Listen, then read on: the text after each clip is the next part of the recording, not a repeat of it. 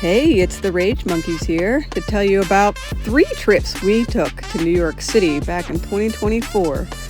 Now, let me tell you, I'm not much of a city person. You may recall if you saw my video the first time I went to New York City when I was just completely terrified.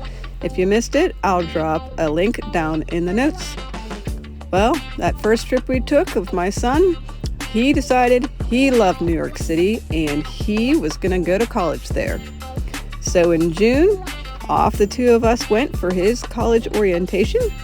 And then in August, my entire family joined in for some exploring while we moved him into his dorm. And finally, I made a return trip in October, this time with my sister Kim from our home away from home, the Fawners. She'd never been in New York before. She made her own video about our adventure on her channel, so I will drop a link to that also in the notes. Now, here's a little wrap-up of some of the coolest things that I found to do in New York City from those trips. I spent most of my time in New York City exploring Manhattan, so this video will mainly focus on that. One of my absolute favorite things to do in New York is just walk around. And trust me, I did a lot of walking on my trips to the city. There's just so much to see. Like incredible architecture from all these beautifully designed buildings, both old and new. Cute little parks hidden in unexpected places. And of course, you can't miss the best named street in all of New York. Yes, it really exists. You might even spot something wild, like a crane hoisting up a porta potty. The city is especially stunning at night when the buildings are all lit up. They create this dazzling skyline. It's just great to watch. And if you happen to visit in October, you might just find yourself dragged by your son to Oktoberfest. Well, you'll be encouraged to grab a drink along with crowds of people who are young enough to be your own kids. And when you're in New York, you have to catch a Broadway show. Remember my friend Brian from that first video? Well, I met up with him on one of my trips to the city, and he took me to see the Book of Mormon. Now, this definitely is not a show for anyone without a twisted sense of humor. My son was busy with orientation that evening, so it meant that I had to ride the subway to meet Brian all by myself. I was definitely not scared. Nope, not one bit. On another evening, my son and I went to see The Play That Goes Wrong, a hilarious slapstick comedy that had us all laughing the whole time. The theater for this show was super cool.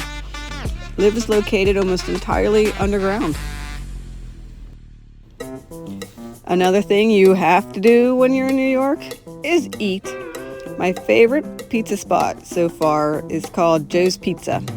Over the course of my 3 trips to New York in 2024, I think I ate there 5 times. They just offer so many different pizzas, and you have to try all of them. And they even swap some options out each time you visit. Plus, it's pretty inexpensive for a meal in the city. And yes, even famous people eat at Joe's Pizza. Brian introduced me to the Papaya King during my first trip to New York, and last summer he introduced me to the Halal Guys, a food truck that serves up an insane amount of delicious food. Seriously, Kim and I should have shared one because it was that much. Other notable places I've eaten include Cobblefish on Pier 16. They had lobster rolls, Industry Kitchen along the East River, and some of the best ice cream I've ever had from Van Leeuwen. When it comes to New York food, one place stands above all the others, in my opinion. The famous Katz's Delicatessen. My son discovered this gem and introduced Kim, Brian, and me to it. Honestly, I've seriously considered trying to squeeze in a day trip to New York City just so I could take Greg there. You might recognize Katz's Deli as the place where Harry met Sally, but what it truly is famous for is their amazing sandwiches. Ordering there is quite an experience, It involves a long line outside, then another long line inside, but trust me, it is worth it. While your sandwich is being prepared, you get a small sample of the meat, and oh my God, I have never tasted anything so delicious in my life. It might seem impossible, but the meat, it just melts in your mouth. There are no words, just moans, just like when Harry met Sally. You can't visit New York City without spending some time in Central Park. I've now seen Central Park in the spring, the summer, and the fall. And hands down, fall is the prettiest. New York in the summer, well, it's just plain hot, humid, and miserable. As someone who prefers to be around trees and squirrels instead of crowds and noise, there's just really something charming about this peaceful little escape from the city chaos. I've just loved stumbling upon the buskers performing throughout the park and checking out the artist stands. It's such a refreshing change from the pace of the city streets.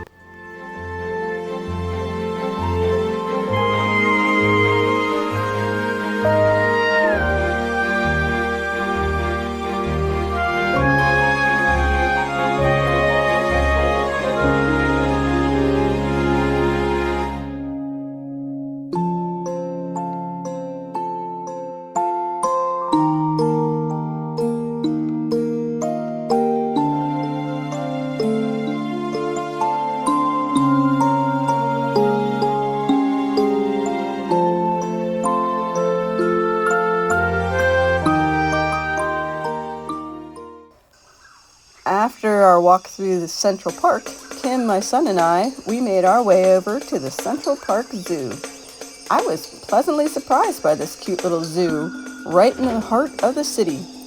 It was also one of the more affordable things that we did during our visit. General admission was only about $13 each, and we spent a good 2 hours there. There was a tropical bird building where large birds flew dangerously close to our heads, which made for an exciting experience. Outside, we saw more birds, a monkey, a snow leopard, and some playful seals. Kim took this great picture of a brightly colored lizard. We also got to see penguins, which are always fun to watch. But my favorite was this adorable little puffin who just looked so happy to be alive. I swear, I think he wanted to come home with me.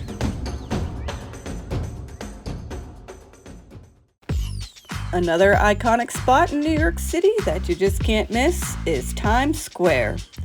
It's a huge contrast to any of the tranquility you might have found in Central Park. My advice? Come, take a look around, and then leave.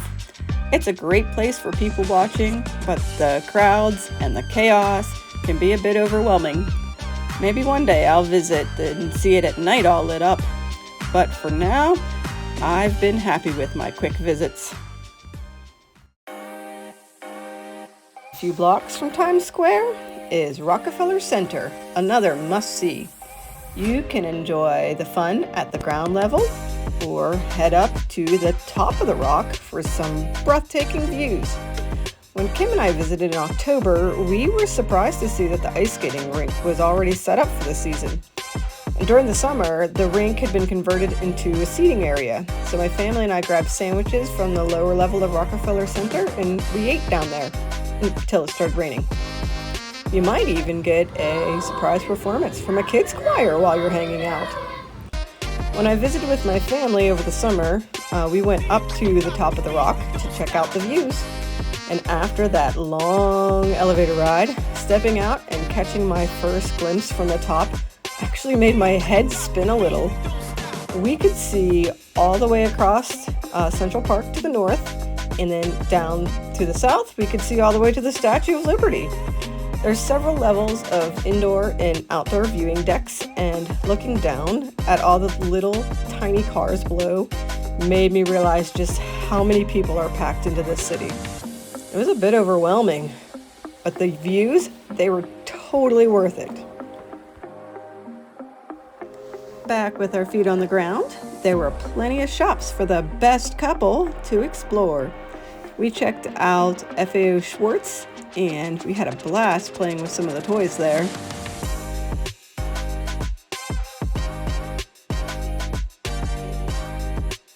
Kim and I even dragged my 18-year-old son into the American Girl store when we were visiting. Not too far away from Rockefeller Center, there is the Lego store, which is probably my favorite. And don't forget the Nintendo store, which is always a fun stop.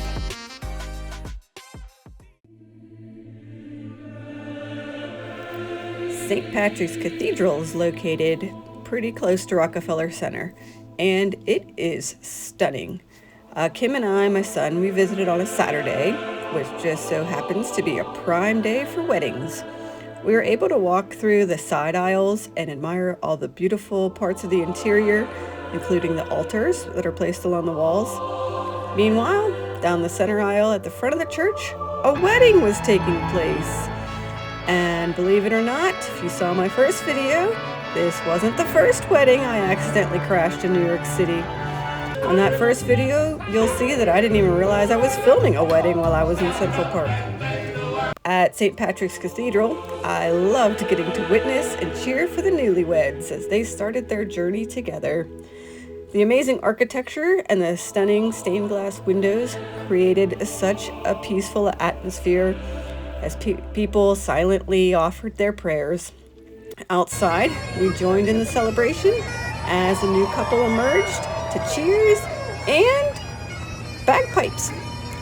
As their wedding wrapped up, another one was starting, and we were off to explore more of New York City.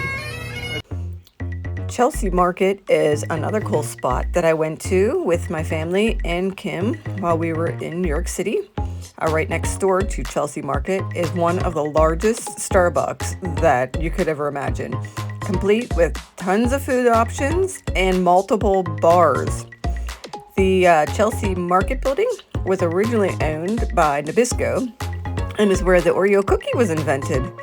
Now it's a bustling food hall and shopping center, full of quirky little shops and interesting foods. I've tried a few of the restaurants here and picked up some snacks to sample. And my kids, well, they especially love the gelato. Another great option is to stop by Creamline for one of their incredible milkshakes and take it up to the Highline. Definitely a perfect way to end a visit at Chelsea Market. And what is the Highline exactly? Well, it's an elevated park here in New York City. It was once an elevated train track that provided service to Manhattan. Instead of demolishing it, the track was transformed into a nearly 1.5 mile long park.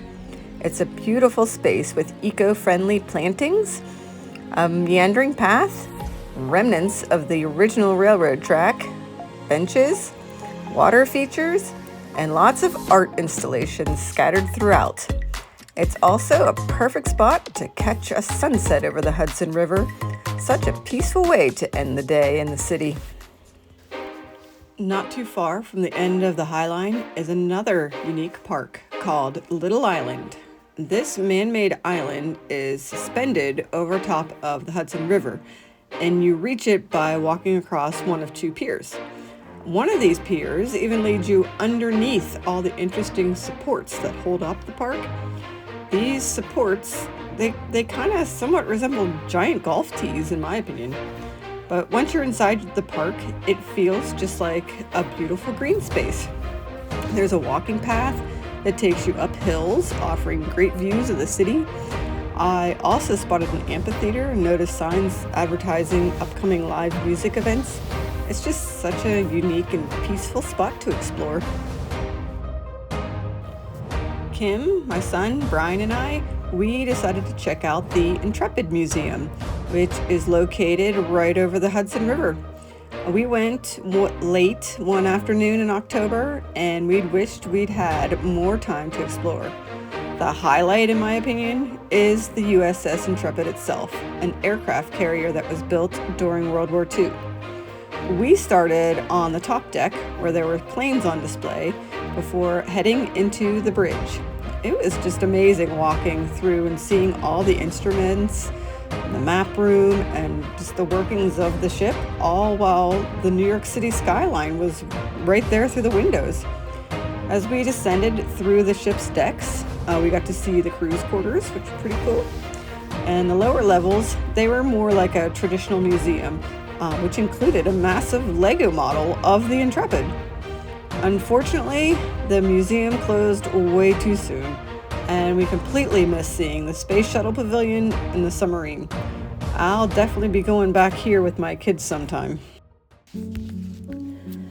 When I was in the city with my whole family, we stopped by the 9/11 Memorial one evening, and then when Kim and I were in the city, we visited the museum. I had visited both the memorial and the museum on my first trip into New York City, and you can check out my first video that I made to see all about that a little more in depth of the museum. It's definitely worth visiting a second time though. My first visit was incredibly emotional, and this time I was able to kind of take it all in with a little bit of a different state of mind. I saw so many things on this second visit to the museum that I'd missed the first time around. Right next to the 9/11 Memorial and Museum is a very cool building called the Oculus. I've been here several times and it just never gets old. It's just such an amazing structure. Inside there's a variety of stores and a train station, but the design of this building is just so impressive both inside and outside, making it a great spot to explore in the area. One of my favorite places to just hang out is at the Seaport along the East River. My oldest son had discovered this spot during his college orientation, and then he took me there. And since then, I've just had to show it off to my family and my sister when I visited with them. There's plenty of places here where you can just grab a bite to eat or get a drink. Two things that I haven't done that are here is catch like a river cruise or visit the South Street Seaport Museum. So maybe I'll do that someday in the future. But the views from the city, especially of the Brookyln Bridge from here, are just amazing. When the sun goes down and the city lights come up, the view of the bridge is just stunning. On a nice night, I could easily sit there for hours after a long day of exploring, resting my tired feet, and just watch the boats drift by with the Brookyln Bridge as a backdrop. It's just such a peaceful spot in the midst of the city. Speaking of the Brookyln Bridge, for some reason, ever since my first trip to New York City, I've wanted to walk all the way across it. It wasn't until my trip with my sister, Kim, that I finally found someone willing to join me on this little pedestrian journey. So she, my son, and we all set off from Manhattan to Brooklyn via the famous Brookyln Bridge. The bridge is set up so that the motorized vehicles, and then the bikes, and then the pedestrians, all three are separated, making the walk pretty pleasant. The bridge was built in 1869. It is just an impressive feat of engineering and just absolutely beautiful. We walked it in the middle of the day, and although it was pretty busy with other tourists, it really didn't take away from the experience at all. I am so glad I finally got to cross this off my list, and maybe I'll do it again. Battery Park is located at the very southern tip of Manhattan, and there is always a lot of activity and interesting people to watch from this park. There is a pretty cool playground to hang out in, and you can catch views from the Statue of Liberty from here, although the backdrop from here isn't really the best. There's also a national park site called Castle Clinton National Monument, which is worth a visit.